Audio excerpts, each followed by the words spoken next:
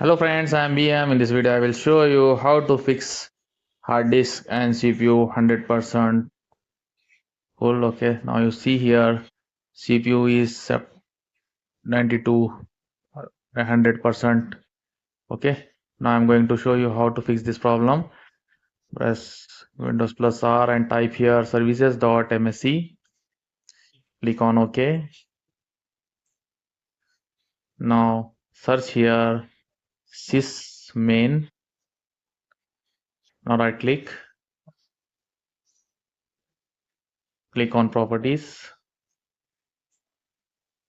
Now click on automatic to disable. Okay, click on disable. Now click on stop. Okay, now click on recovery. Now change this option to no action. Take no action. Okay, make this 0. Click on apply. Click on OK. Now close registry. Now open task manager and check. Click on taskbar. Click on task manager. Now you see CPU and hard disk percentage is reduced. Thank you for watching me.